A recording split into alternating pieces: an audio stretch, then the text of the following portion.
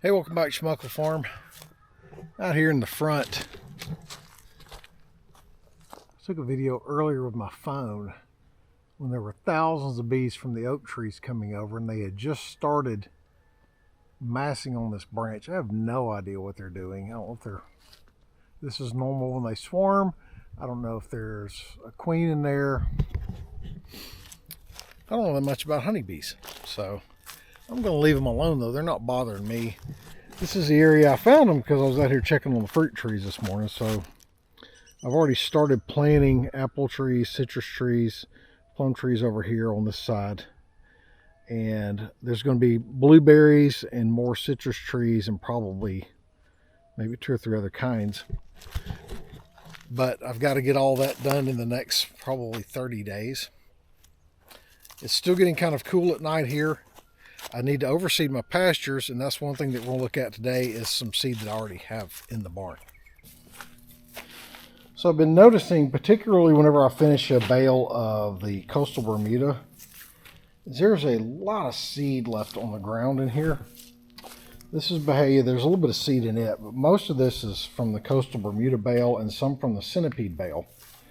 So I'm actually going to clean all of this up and put it in a container, because this seed goes down when it's a little bit cooler. So right now the temperatures at night are ranging from high 40s to, just over 60. Kind of a perfect, area or perfect temperature that you want for this cooler grass seed. So up in the pasture where I've been cleaning up, I'm going to put this seed more towards the pines than out here in the open. I got just a lot of Centipede and Bahia out here, but I want to get this coastal further up closer to the pines where there's more shade there, because I think it's probably going to do better. And I've got more Bahia seed coming, which I will, whenever I aerate and reseed, I'll use that. But that seed, it really needs to stay above 70. The ground temperatures need to stay above 70 for it to germinate and do well. That's why it's native to Pensacola. It's Pensacola Bahia, because it stays hot here during the summer. That grass thrives in hot, wet conditions. So whenever I get my seed in, I'll go ahead and aerate and do the rest of the pastures and start rotating animals off. But in the meantime, I'm going to put that stuff out because now's the time of year it needs to be done. But first, and what I'm about to do right now, is the post that I set over here to run down the hill to that corner. The concrete is set good on that post and on that one, so I'm going to go ahead and brace those and put the tension wires in. I went ahead and put tension wires in here yesterday. Some people like to double up on these. I don't, because the outside wire never stays as tight as the inside. And I have found through the years of doing this that if you do this correctly, one wire holds plenty of tension on this cross brace so that the corners are set and the H's are sturdy. I've done them with 2, but like I said, it's almost impossible to get the outside band as tight as the inside band. So I just do 1 now. It's a lot easier.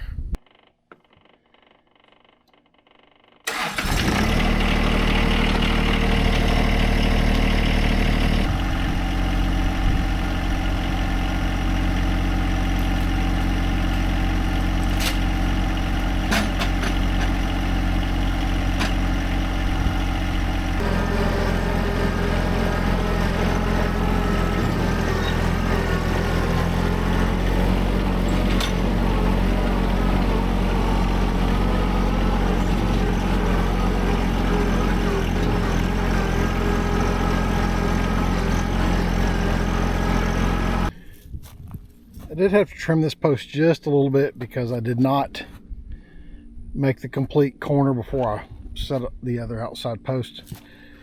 Usually we'll do that, but whenever I'm doing a corner, a lot of times what I'll do is I'll set the other post later and then brace it as I go. But it's one great thing about the forks on the tractor is now I don't have to have anyone here to help me.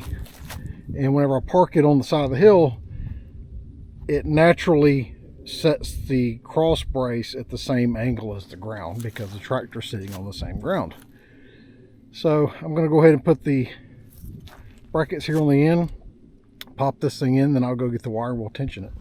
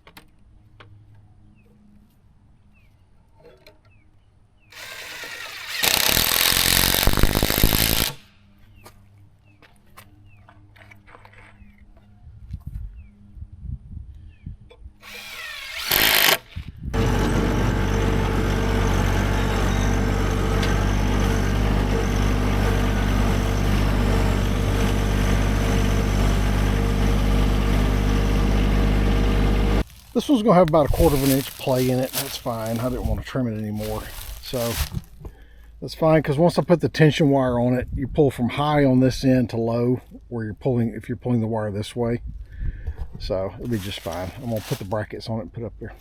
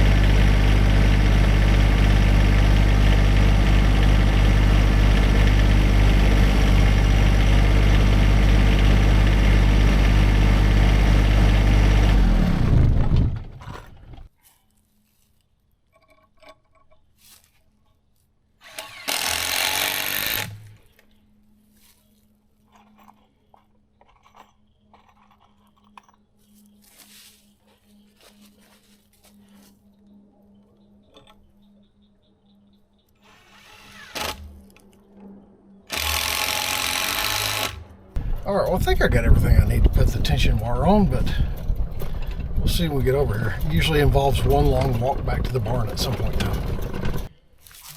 Well, something most likely an armadillo has decided to dig a den here. It has had water in it. We had a lot of rain, and it may have abandoned it because of that. This is a little bit of a wash coming off the hill. And I've slowly but surely just been throwing stuff in it kind of to have it catch debris and sand and other things coming off the hill to start filling back up. But it goes pretty far back in there, so I wonder if it was in there when all the water hit, because we got a lot of rain here the other day and probably all this was underwater. Okay, well, in the past I've used fencing staples on the outside of the post here. I don't really like those for the simple fact there's just not enough length to them, and if you get a lot of tension against them, eventually they're going to pop right back out, and then you got a fencing staple laying in here where the horses and the goats walk.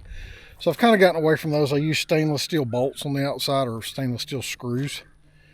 And since I'm on a corner, I'm only going to use one down here at the base, which will take both wires on each direction, and then I'll use one on each one of the tops of the outside post.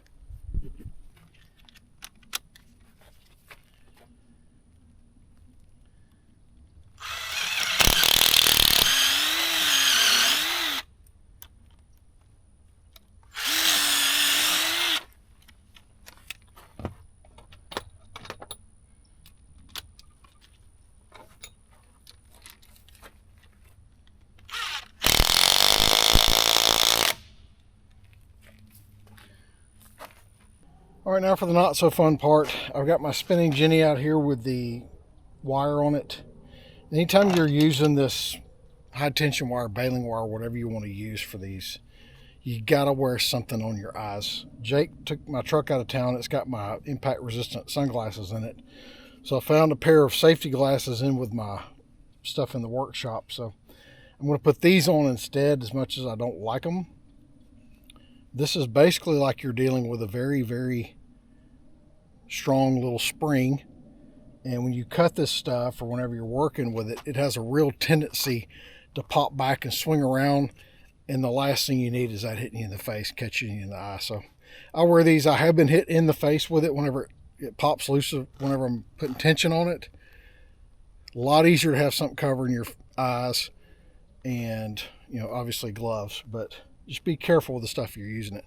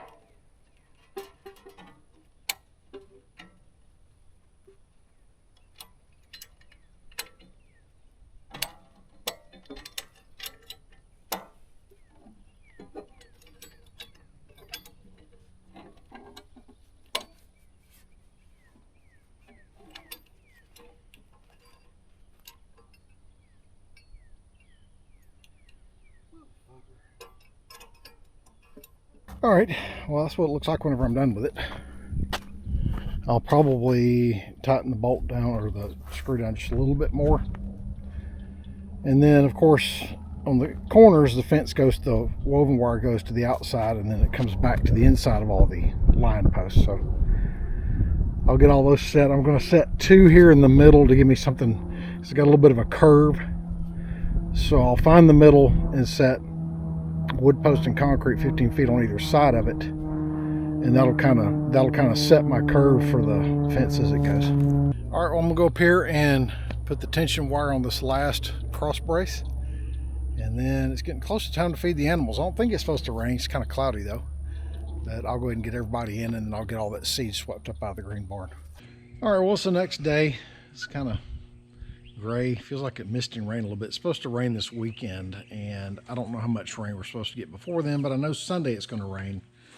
So I want to go ahead and get this grass seed out of here. As you can see, there's a lot of seed mixed into this. And I know you're probably thinking, why bother? But Centipede grass seed goes for about 30 bucks a pound. Bermuda grass seed is pretty close to that.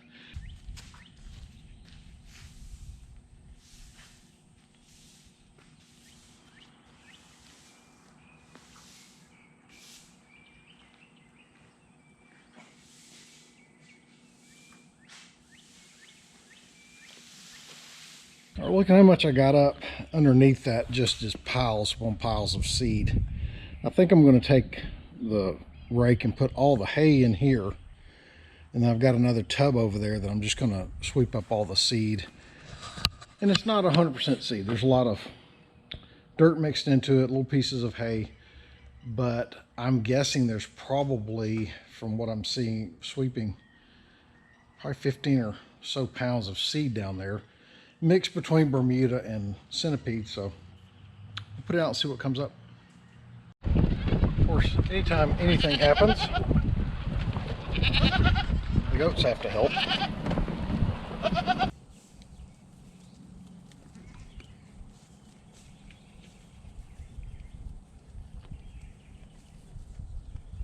And you would think that there's probably not enough here to matter, but the first year I had the goats, first winter, I had a round roll of oat straw, which had some seed heads in it. So when I cleaned out their bedding the next spring and spread it over another area, ended up with a crop of oats growing everywhere until, of course, the summer heat killed them. But you'd be amazed when you're getting these round rolls of hay how much seed is actually in those. If you're paying attention to it, you can recover that, and it saves a lot of money, because Bahia grass seed, depending on where you get it, is around $150 for a 50-pound bag. And like I said, Bermuda grass and centipede's really expensive, 30 bucks a pound. You can't do a pasture in centipede, although it is the preferred grass for these horses. They would rather eat it than anything else.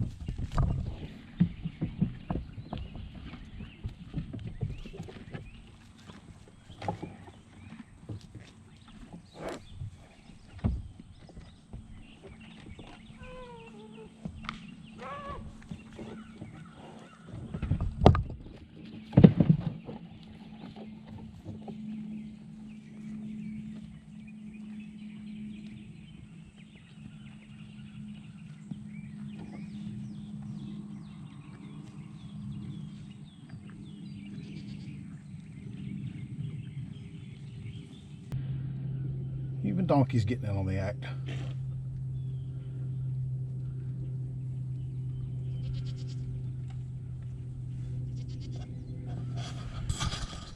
Horses and goats will finish spreading that out. Whatever's in the hay, they're gonna eat some, they'll kick it around as they walk through it, and they'll actually walk some of it into the ground. So whatever seed's in there has a pretty good chance of staying. And I wanted to do this spot because this is the thinnest spot in the pasture.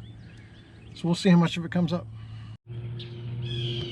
Well, you can see it up there. The bees are still here, but not in the numbers they were yesterday. That's probably about half as many as were on that tree. But the rest of them may be out in the oak trees. I'm just curious. I have no idea what they're doing. My only assumption would be they're trying to build a hive here, but it seems a little weird they wouldn't use one of these hollow trees. The bees are over there. You can see them on top of the tree. I'm up here near the front of the farm. And my new apple tree is making a lot of leaves. There were no leaves on this, none on these lower ones, but you can see I've got new blooms, new growth. Seems to be pretty happy. I don't know if it will make any apples this year. That would be great if it made a few. Hopefully next year will be twice this size. I am going to plant one to go with it. This is an Anna, which is a self-pollinating apple. And there are several varieties you can plant next to it, so probably get one of those and put somewhere close by, over here behind where the golf cart is. I've got a lime tree, which back there, I really suck at growing citrus trees though. I don't know what it is. I can keep them alive for about a year, maybe two, and then they don't make any fruit, and I don't know what to do. I've looked it up on the internet. I do everything that all the experts on YouTube say. Nothing. All right, well, that's going to do it. I'm going to get on the mower. Nothing else really to see here. So until next time, thanks for watching.